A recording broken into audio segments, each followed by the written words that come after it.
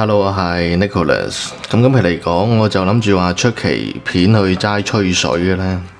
本身諗住今年就唔出片嘅啦，但係我就突然之間睇咗下抖音直播，有感而發，我就想話粗話淺咁樣去講下關於自媒體呢個行業咧，即係好似今晚咁樣啦，我啊刷到直播咧，抖音平台嘅直播。咁佢有部分廣州地區嘅嗰啲應該係街播啦，定係主播啦。其實我就留意咗佢哋成年嘅啦，有幾個我就費事點名啦，費事話講人哋壞話啦。我發覺佢從年頭到年尾，佢都係以好消極嘅論述去直播啊。首先你明白一點呢，就係你喺自媒體呢個行業，你做咩賽道都好，你其實係等於呢一間公司呢一個賽道個老細之一啊！你以咩論述，以咩論點去講都好，你喺個直播間，你就會吸引啲邊一種嘅受眾群。你諗啊嘛，平台都會大數據去分析，去推流相應嘅嗰啲受眾群俾你嘅。你一直以一種負面或者係消極嗰種態度、嗰種論述去全程直播、去射符，你覺得佢會推咩人俾你啊？推埋嗰啲都係差唔多咁樣，抱住呢種消極心態嘅嗰啲受眾群啦，係我係諗唔明嘅，即係呢部分佢哋有時喺度唱衰，或者要以消極嘅態度去看待當下嘅一個經濟環境，我係唔理解嘅咧。第一嚟講，你起碼就經濟知識。連初淺嘅知識嘅常識你都冇啊！其次嚟講就係我認為你做一個主播，你係一個火車頭嚟嘅，你吸引任何受眾群都好，你起碼要樹立啲正確嘅嗰種思維導向㗎嘛，係咪先？所以嚟講我係唔理解啦。經濟我講過好多次，我再講多次啦。經濟係有發展週期嘅。我哋老豆老母嗰一代經歷緊我哋中國經濟騰飛、飛速發展嘅經濟發展嘅一個高谷期啊！經濟週期咧係有維度嘅，佢以幾十年為基準嗱，譬如以30年為一個經濟高速發展嘅一個高谷期，佢下一個經濟週期一樣同樣都係以30年為基準嘅一個經濟發展嘅中谷期，跟住再30年嘅經濟發展嘅低谷期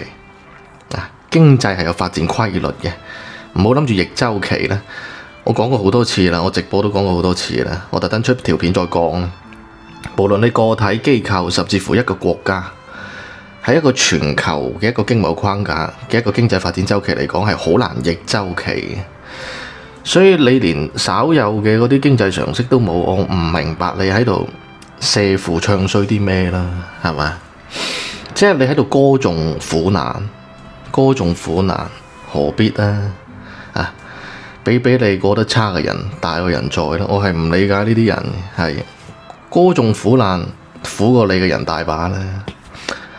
我想我費事點名話嗰啲主播，我係希望佢哋稍為即係改進少少啦，即係正能量啲啦。嗱，我費事話唱衰你哋啊，我講自己啲嘢出嚟啦。嗱，由細到大呢，我係一個自閉症嘅兒童嚟嘅，睇唔出啦，係嘛？因為細個開始呢，去醫院屋企人帶確診咗係自閉症，係，所以呢，我喺讀小學之前呢，我成個李家呢，當我係弱智，當我係傻閪嚟嘅，係。後尾讀咗小學之後呢，嗱，搞笑嘅一點就往後嚟啦。我突然之間變到好活潑，好似嗰個社交潛能爆發咗咁樣。從小學開始，基本上，哇！我好似一個社交能手咁樣，社交能力非常之強。從一讀書到往後到出嚟做嘢，我啲社交能力非常之強。跟住後尾呢啲屋企人、啲親戚就呢個傻仔原來都識講嘢㗎喎，呢個傻仔原來都係正常㗎喎，所以偏見係一座山嚟嘅，認知到一座山嚟。即係喺過往嚟講呢，啲親戚佢以為自閉症呢就可能係智商低或者係弱智啊。再講啲難聽啲俾你嘅，再講難聽啲嘅嗰啲，我啲個人有啲經歷俾你聽啦。細個我自閉啊嘛，自閉，跟住呢個二奶呢由細到大虐待我嘅，所以嚟講呢，我啲童年經歷啊，算係坎坷噶啦。但係好就好在呢，我讀咗書之後呢，識咗好多，算係人生中嘅伯樂啦。呢啲同學雖然佢哋而家出咗去海外，但係歸單到好似我今年咁樣32歲，佢哋一直以嚟都好照應我咁所以我係唔明白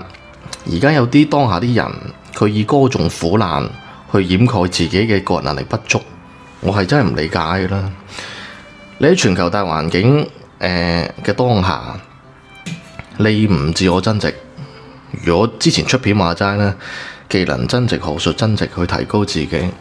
你以歌頌苦難去掩蓋你自己嘅個人能力不足所以有時有啲嘢冇辦法嘅，係我而家慢慢理解一樣嘢就係，你有冇發覺我哋中國好多嗰啲知名嗰啲企業家，全部都係農村人出身，全部都係農村人出身，即係唔係話特登分城市人同農村人啦。好多嘢嚟講，你嘅認知、你嘅知識儲備，你可以獲取到嘅嗰啲前瞻性嘅信息差係可以決定一切。真係你諗啊嘛，嗱我本人一個自閉症出到嚟，我就講我嘅就職履歷啦我認為大部分人都超唔過到我。4年半時間喺體制，從區分公司上到省研究員，一個文科生贏咗大部分嘅理工科生，我做嘅嗰啲係理工科嘢嚟所以我都有句啦，即係部分主播我費事點名，我希望你傾經濟嘅前提下，你要稍有你讀下商科啦，或者係讀下啲經濟學嘅啲書啦，了解下嗰個經濟佢嗰個運營法則、運營規則，個資本化世界、商業世界點樣運作，而唔係單純咁射負。我講個簡單啲嘅例子啦，資本世界、商業世界都好，其實好簡單嘅啫。一桶水，如果你想話佢嗰啲水越嚟越多，咁你梗係不斷咁侵水落去啦，係嘛？你如果不斷咁攞啲殼去滗走啲水，個水桶個魚塘咪越嚟越少啦。所以你不斷去射負，不斷以消極嘅心態，不斷去唱衰跟住散播呢種負面嘅言論，到最後個魚塘大家一齊食嘅，個水桶嗰啲水大家一齊飲嘅，攬炒嘅啫嘛，你明白？所以有時我唔好咁樣啦，歌頌苦難係冇用嘅，係。如果作為城市人嚟講，你話歌頌苦難，我認為我自身嘅嗰啲由細到大經歷慘過你好多啦，係擋唔住我出咗嚟社會之後依然可以獨當一面，真係我認為我就職履歷大部分人超唔過我，真係嘅。從小學開始，我啲社交能力開始爆發，一直到出咗嚟做嘢，一直往上啲爆發，好似爆發期咁一直往上。你諗啊嘛，你喺體制，你入任何一個國企、央企、事業單位、機關單位都好，你可以喺區4年半上到去省研究院，你試下啊嘛，加埋再講，我第一次創業一剔過成功，當然啦，背後有好多嘅伯樂，我班同學照應我，但係呢啲所有嘅嘢，你係要靠自己嘅，好多嘢都係靠自己。所以都有一句啦，如果啱先所提嘅，點解大部分成功嘅做得大企業家，或者係嗰啲民族企業家，全部農村出身，有佢誘因喺度。你講慘，硬慘我哋都有啦，係咪？所以都有一句，自媒體呢個行業就係你開得呢個帳號，你其實你雖然唔係公眾人物，但係你都可以帶起到一啲嘅一定嘅輿論導向，你起碼你要樹立自己正確嘅三觀、道德觀，咩都好啦，唔好話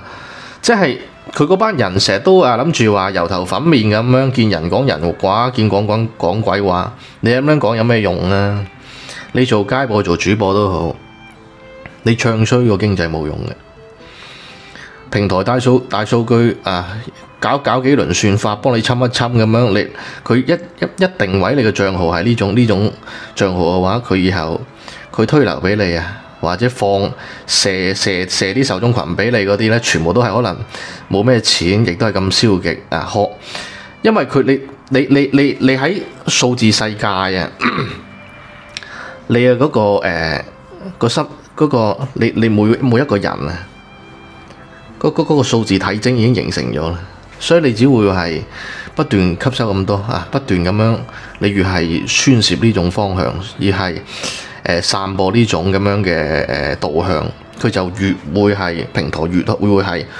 聚焦所有呢種咁嘅人俾你你諗啊嘛，你做得街播或者你做主播都好，你求揾錢嘅求不斷去進步嘅。咁如果係不斷咁樣係以你呢種論述去吸引呢種人越嚟越多聚焦喺你個帳號嗰度，有咩用呢？即係講句難聽啲就係你開個號做得越大，吸引關注你嗰啲全部都係啲窮撚嚟嘅。你個人都咁灰啊嘛，你個人都咁消極啊嘛咁你靠平台嘅算法溝嘅話係就係推呢啲人俾你咯，係去供給呢種受眾群俾你啦，衰多我就唔講啦，我只不過係有感而發啫，即係自媒體呢個行業，你做個人帳號、團隊帳號、商業化運營帳號或者資本化運營帳號都好，你嘅呢個帳號嘅頻道，佢輸出嘅內容導向好緊要如我個台話齋我簽名有寫，再高尚嘅一個人，一旦你接觸資本，你會迅速被資本異化。所以唔好歌頌苦難啦，自己柒你就去自我增值，唔係卸負。講慘過你，慘過你嘅人大把啦，係嘛？多我就唔講啦，想縮減信息差嘅我同粉絲歡迎加入我嘅組織。呢期先到呢度啦，我哋下期再見。